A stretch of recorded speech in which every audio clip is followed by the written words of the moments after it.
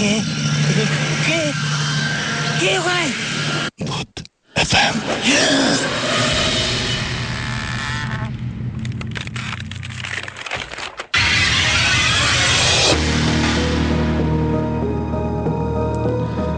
শুনছেন সবসময় রেডিও ফুটের সাথে আছে রাসেল এবং চলছে ভূত এফএম। এবং ভূত এফএম আপনাদের সবাইকে আবার কিরকম হচ্ছে এমনি জাস্ট একটা ফান মজা আর কি। ওকে, সো ওখানে আমি গিয়ে শুনলাম যে ওখানে নাকি একটা বাসা আছে। একজন লোকাল একজন বললো যে ওই বাসাটা অনেকদিন ধরে খালি পড়ে আছে, ওই বাসাটাতে কেউ থাকে না। আচ্ছা, বাসাটাতে অনেক সমস্যা হয়। তখন আমি জিজ্ঞেস করলাম যে তাহলে মালিক কোথায় থাকে। তখন বললো যে মালিক অ্যাকচুয়ালি কানাডায় কোনো একটা ইউনিভার্সিটির প্রফেসর। উনি কানাডার সিটিজেন হয়ে গেছে, উনি ওখানেই থাকে। বাট উনি এই বাসাটা অ্যাকচুয়ালি কিনেছে আরেকজনের কাছ থেকে, এবং এই বাসায় কেউই থাকে না, একটা কেয়ারটেকার জাস্ট বাইরে একটা বিল্ডিং এ থাকে। ওকে, সো তখন আমি বললাম যে আচ্ছা ইন্টারেস্টিং, তাহলে কি ওখানে ঢোকা যাবে কিনা। তখন আমরা যেটা করলাম যে পারমিশন নিতে গিয়ে মালিক নাই, সো কেয়ারটেকার বললাম যে দেখেন ভাই, আমরা অ্যাকচুয়ালি রাত্রিবেলা একটু দেখতে চাই, শুনছি বাসাটা একটু অন্যরকম। কেয়ারটেকার বললো যে ঠিক আছে, অসুবিধা নেই, আপনারা আসতে পারেন। তো রাতে আমি গেলাম, তখন তো অ্যাকচুয়ালি আমার ওইরকম টিভি শো ওই প্ল্যান করে আমি ওখানে যাইনি। সো বাট ফরচুনেটলি আমার কাছে একটা হ্যান্ডিক্যাম ছিল, ছোট একটা ক্যাম্পকর্ডার ছিল। তো ছোট একটা ক্যাম্পকর্ডার, আর যে শুটিং এর জন্য ওই যে ওয়াকিটকি ছিল, রেড ডটের শুটিং ছিল। তো আমি শুভ্র ভাইয়ের কাছ থেকে আমি বললাম যে আপনার ওয়াকিটকি গুলো দেন, আমাদের লাগবে। আমরা 3 জন গেলাম তখন। ওকে, তো ওখানে ঢুকলাম। ইন্টারেস্টিং ব্যাপার হচ্ছে আমরা ঢুকেছি রাত 12:15টার দিকে। 12:15টার দিকে ঢোকার পরে 15 মিনিটস তো যায়নি। আমরা 3 জনের মধ্যে একজন বলে যে শোন ভাই, আমার অ্যাকচুয়ালি শরীরটা ভালো লাগছে না, আমি চলে যাই। আচ্ছা, তখন আমি বললাম ওকে ফাইন, বাসার বাইরে গাড়ি রাখা আছে, তুমি জাস্ট হোটেলে নেমে আবার গাড়ি পাঠিয়ে দাও, আমরা আছি এখানে। তো বললো যে আচ্ছা ঠিক আছে। সে চলে গেল। আমি আর আমার সাথে আরেকটা ছেলে ছিল, ইমরান নাম। ওকে, তখনও আমাদের কিন্তু এই ভূত স্টিমটা হয়নি, আমি এটা ভূত স্টিম হওয়ার আগের কথা বলছি। ওকে, ইমরান আর আমরা দুজন বাসাটার ব্যাপারটা মানে এটা বাসাটাতে ঢোকার পরে একটু অন্যরকম লাগছিল, একটু মানে ঠিক এই জিনিসটা অ্যাকচুয়ালি ঠিক আমি দেখাতেও পারবো না, মানে বোঝাতেও পারবো না, ফিলিংটা ভালো ছিল না। আচ্ছা, অস্বস্তি মানে হচ্ছে অস্বস্তি, মানে ঘাড় একটু ভারী ভারী লাগছে, কেমন জানি লাগছে, একটু অন্যরকম লাগছিল। সো আমি একটু পরে মনে করলাম যে হয়তো আমার প্রেশার টেশার বেশি বা কোনো একটা প্রবলেম হয়েছে। তো আমি তখন ইমরানকে জিজ্ঞেস করলাম, ইমরান তুমি কি ঠিক আছো, তোমার কেমন লাগছে? তখন বলছে শোন ভাই, আমারও কেমন জানি একটু ভালো লাগছে না। আচ্ছা, তখন আমরা সব একটা একটা করে দোতলা একটা বাসা, আমরা একটা একটা করে রুম ঘুরতে ঘুরতে শেষে আমরা আবিষ্কার করলাম যে 2টো রুম আছে। একটা দোতলায় কোনার একটা রুম, আর একটা হচ্ছে একতলায় কিচেনের পাশে একটা ঘরের মতন, ওখানে অনেক লাকড়ি টাকড়ি পড়ে আছে। হ্যাঁ, আচ্ছা, বাসাটা পুরো বাই দ্য ওয়ে, বাসাটাতে কোনো ইলেকট্রিসিটি নাই, পুরো অ্যাবান্ডন। ও মাই গড, এটা তো ধুলা নাই, ধুলা আচ্ছা, কিছু নাই, কোনো ফার্নিচার টার্নিচার তেমন কিছু নেই, 2-1টা শেলফ আছে, মানে এই বাসাটাতে কেউই থাকে না। এবং সবচেয়ে ইন্টারেস্টিং ব্যাপার যেটা আমাকে স্ট্রাইক করেছিল যে জিনিসটা, সেটা হচ্ছে যে বাসাটাতে ঢোকার সময় কেয়ারটেকার যখন বাইরে একটা তালা ঝোলানো ছিল, তালাটা খুলে দিয়ে কেয়ারটেকার দরজাটা খুলে বললো যে আপনারা যান। তখন আমি বললাম আপনি যাবেন না? বলল না। ওকে, সো মানে কেয়ারটেকার ওই বাসাটা পাহারা দেয়, ওই পাশে একটা ছোট বিল্ডিং এর মধ্যে একটা সার্ভেন্ট কোয়ার্টার আছে, ওখানে সে থাকে। সে পর্যন্ত ওই বাসায় রাতে ঢুকে না, তার নাকি অনেক এক্সপিরিয়েন্স আছে। সো তখন থেকেই আমাদের মধ্যে একটা ইয়ে ছিল যে ব্যাপারটা কি একটু দেখি। সো আলটিমেটলি আমরা সব কয়টা রুম ঘুরতে ঘুরতে 2টো রুমে গিয়ে না বেশ অন্যরকম, মানে এটা ঠিক আমরা ঠিক বোঝাতে পারবো না, মানে গুজ বাম্প হচ্ছে খামাখাই, মানে কেমন জানি লাগছে। সো তখন আমি ইমরানকে বললাম, ইমরান এই 2টা রুম তো কেমন জানি লাগছে, একটা কাজ করি, তুমি একতলায় ওই রুমটাতে থাকো, আমি দোতলায় রুমটাতে থাকি। তো আমরা 2জন আলাদা হয়ে গেলাম, উই স্প্লিট আপ। সো সে নিচে, আমি উপরে ওয়াকিটকিতে কথা বলছি।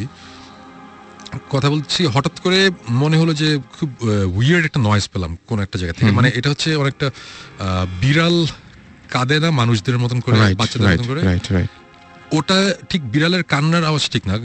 আওয়াজটা হচ্ছে ফর এন এক্সাম্পল, মানে আমি যদি এইভাবে বলি যে একটা বিড়াল কাঁদতে চাচ্ছে, কিন্তু কেউ যদি বিড়ালের গলাটা চাপে ধরে রাখে, মানে তার আওয়াজটা আসতে চলে যাচ্ছে, মানে আটকে যাচ্ছে আর কি। জিনিসটা খুব উইয়ার্ড লেগেছে। এবং এই আওয়াজটা একতলায় ইমরান ছিল, সেও শুনেছে, আমি দোতলাতেও শুনেছি, একই আওয়াজ, একই রকম। এবং কিন্তু আওয়াজটা কিন্তু খুব ফেইন্ট একটা আওয়াজ। ইমরান উপরে আসতে বলে যে শুনবে, আপনি কিছু শুনছেন? আমি বললাম যে হ্যাঁ আমি শুনছি। তো আমরা আশেপাশে রুম ঘুরতে ঘুরতে হঠাৎ বললাম যে আবার আওয়াজটা পেলাম। তখন বুঝলাম আওয়াজটা ছাদ থেকে আসছে। আমরা দৌড়ে 2জন ছাদে গেলাম। ছাদে গিয়ে দেখলাম যে ছাদে কিছু নাই, নিচে ধূপ টাইপের একটা আওয়াজ হয়েছে। আমরা আবার নিচে আসলাম, নিচে এসে দেখলাম নিচে কিছু নাই। তারপরে আমি দোতলায় যে রুমটাতে ছিলাম, ওই রুমে একটা ক্লজেট ছিল, দেয়ালের মধ্যে একটা আলমারি টাইপের দেয়ালের সাথে লাগানো ছিল। তো ওটা আমরা অনেক টেনে খোলার চেষ্টা করছিলাম, ওটা পারছিলাম না। ইন্টারেস্টিং ব্যাপার হচ্ছে আমরা যখন উপরে ছাদে গেলাম, ছাদ থেকে যখন নিচে আসলাম, এসে দেখলাম যে ওই দোতলার ওই রুমটার একটা পাল্লা অলরেডি ওপেন, খোলা। ওকে। সো তখন আমার এক্সপ্লেনেশনটা হচ্ছে আমরা অনেক টানাটানি করেছি, বাসাটা অনেক পুরানো, ওটা তখন লুজ হয়ে গেছে, আমরা যখন উপরে গেছি তখন জিনিসটা খুলেছে। সো এটার সাথে ভৌতিক কিছু নাই, সো ব্যাপারটা এরকম। আচ্ছা, বাট এতটুকু আমি বলবো যে আমরা যতক্ষণ এই বাসার মধ্যে ছিলাম, আমাদের একটা সময় এসে বুঝলাম যে আমাদের মানে মাথা টাথা অনেক ভারী হয়ে যাচ্ছে। মানে এই জিনিসটা কখনই আমি বোঝাতে পারবো না যে ফিলিংটা কি। মানে অনেকটা জ্বর আসলে যেরকম লাগে ওইরকম একটু ওরকম লাগছিল। তারপরে একটা সময় আমরা ওখানে থাকতে থাকতে একটা সময় যেটা হলো যে আমি ওয়াকিটকিতে নিচে একতলায়, তখন ইমরান দোতলায়, আমি আমরা আলাদা হয়ে গেছি। ওয়াকিটকিতে ওকে বলছি, আচ্ছা তুমি তো কিচেনের পাশে দেখো, মানে পুরো ঘটনাটা ছিল এরকম যে তুমি তো কিচেনের পাশে অনেক খিদা লাগছে, দেখো তো ফ্রাইড চিকেন পাওয়া গিয়ে ফাইজিং করছি, জাস্ট মানে হালকা করার জন্য সিচুয়েশন, কজ একটু কেমন জানি লাগছিল। আমার কথাটা তখন শেষ হয় নাই, ঠিক আমার পায়ের পিছনে, এক হাত পিছনের দিকে হবে, মানে ফ্লোরের মধ্যে মনে হলো যে খুব জোরে, মানে ভয়ঙ্কর জোরে একটা আওয়াজ, মানে কেউ একটা কিছু দিয়ে ফ্লোরের মধ্যে খুব জোরে বাড়ি দিল। আচ্ছা, ঠাস করে একটা আওয়াজ, এবং আমি ডেফিনেটলি আমি ভয় পেয়েছি। আমি সাথে সাথে ঘুরেছি যে কি, এটা একটা অ্যাবান্ডেন একটা বাসা, দোতলা একটা রুমের মধ্যে আমি আছি এবং এই রুমে কিচ্ছু নাই, কোনো একটা ফার্নিচার নাই, হঠাৎ করে এটা কিসের আওয়াজ? আমি ঘুরে আমি কিছু দেখিনি। আওয়াজটা এতই জোরে হয়েছিল, মানে বেশ জোরে। ইমরানও দৌড়ে উপরে চলে এসেছিল, যে মানে সেও ভয় পেয়েছে যে উপরে কি হচ্ছে। এবং তখন আমরা বেশ ভয় পেলাম। তখন তারপর থেকে ওই আওয়াজটার পরে নেক্সট 30 মিনিটসের মতন যাবতীয় জিনিসপত্র আমরা এক্সপিরিয়েন্স করেছি। যাবতীয় জিনিসপত্র, মানে আমি ঠিক এটা, আমি কিন্তু বলছি না যে আমরা ভূত দেখেছি, আমি বলবো না যে সাদা শাড়ি পরে একজন এসে সামনাসামনি দেখা গেছে, এরকম কিছু না, নাথিং লাইক দ্যাট। বাট আমরা যেসব জিনিসপত্র এক্সপিরিয়েন্স করেছি, এটা মানে আমি এখন বলছি না, এগুলো জিনিসপত্র সবই ডেফিনেটলি ভৌতিস্টের যখন টিভি শোটা আসবে ওখানে আসবে। বাট এরকম কিছু জিনিসপত্র আমরা এখানে দেখেছি যেটা কোনো অবস্থাতেই বাংলাদেশের একটা মফস্বল টাউনের একটা বাসার মধ্যে, যে বাসাটা 70-80 বছর আগে বানানো হয়েছে, সেই বাসায়, ওই বাসার কনস্ট্রাকশন, মানে বাসাটা বানানো যে হয়েছে, সে আমি একটা সাইন দেখেছি একটা ফ্লোরের মধ্যে খোদাই করা মোজাইকের মধ্যে, এগুলো জিনিস থাকার কথা না। এগুলো খুব আমি জাস্ট এতটুকু ভেঙে বলি যে সাউথ আমেরিকান ডেভিল ওয়ারশিপ করতে গেলে যেসব জিনিসপত্র লাগে, ও মাই গড, যে টাইপের জিনিসপত্র লাগে, আমি এই টাইপের কিছু জিনিসপত্র আমরা এখানে দেখেছি। আচ্ছা, আছে ওই বাসায়, মানে একটা রুম আছে, রুমটার যে শেপ, ফ্লোরের মধ্যে যে ডিজাইন, দিস ইজ অ্যাবসার্ড। এটা হতেই পারে না যে বাংলাদেশে কোনো মফস্বল শহরের একটা বাসার মধ্যে আমরা এই সব জিনিসপত্র আছে, আমাদের কাছে আছে, আমাদের ভিডিও ফুটেজ আছে, আমরা যে আওয়াজ শুনেছি আওয়াজেরও অডিও ফাইল আমাদের কাছে আছে। এই টাইপের অবস্থায় আমরা চলে এসেছি। আমরা রাত 3:15টার দিকে আমরা বের হয়ে এসেছি, আমরা থাকতেই পারিনি, বিকজ প্রচন্ড রকম একটা কেমন বাজে ফিলিং হচ্ছে। আমি এমনি কয়েকটা জায়গায় পেয়েছি এরকম যে একটা মানে ভূত অনেকেই দেখে না বা সামনাসামনি এরকম কোনো কিছু ঘটে না, কিন্তু প্রথম লক্ষণ হচ্ছে নাকি যে মানে যেটা যে অসুস্থ হয়ে যাবে, মানে কোন একটা মানে ফিজিক্যাল কোন একটা চেঞ্জ আসবে। এটা আমি অনেক জায়গায় অনেকভাবে শুনেছি, এবং আমি জাস্ট এই ঘটনাটা শেষ করি এভাবে।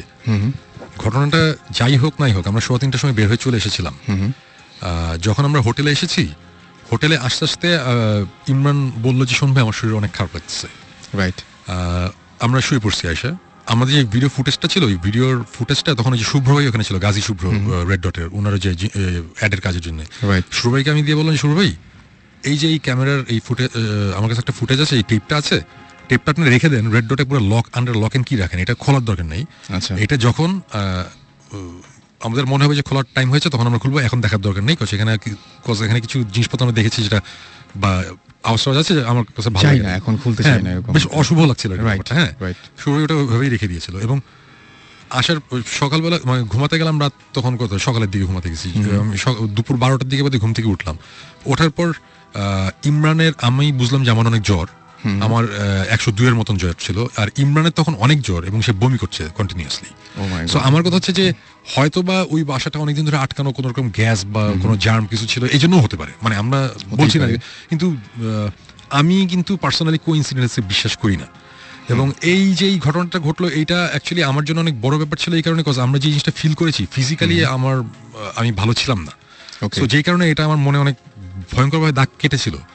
এবং গেস হোয়াট, আমরা ভৌতিক টিমটা আবার যখন ফর্ম করার পর প্রায় 1-1.5 বছর পরের কথা, ওই ফুটেজ আমরা নিয়ে বের করলাম আবার, আচ্ছা, দেখার জন্য। তা আমরা তো আমি তো এর আগে ফুটেজটা ওই যে জাস্ট ছোট ওই যে মোবাইলের মধ্যে ছোট ফাইল করে মোবাইলের মধ্যে দেখতাম, সো রেজলিউশনও ভালো ছিল না। যখন আমরা ওই টেপ থেকে আমি একটু জাস্ট ইন্টারাপ্ট করি, শোন ভাই ফুটেজ আমাদেরকে প্রথমে দেখাতে চাইনি। আচ্ছা, হচ্ছে মানে তখন আমরা ভর্তি স্টিম টুম সবকিছু ছিল না, এই না সে না, ওনার শরীর একটু খারাপ ছিল for long time. So he was like না এটা এখন দেখার দরকার নেই এসে, কিন্তু উনি ওই ঘটনা কিছুটা আমাদের বলেছিলেন। আমি আর জিবরান অনেকদিন ধরে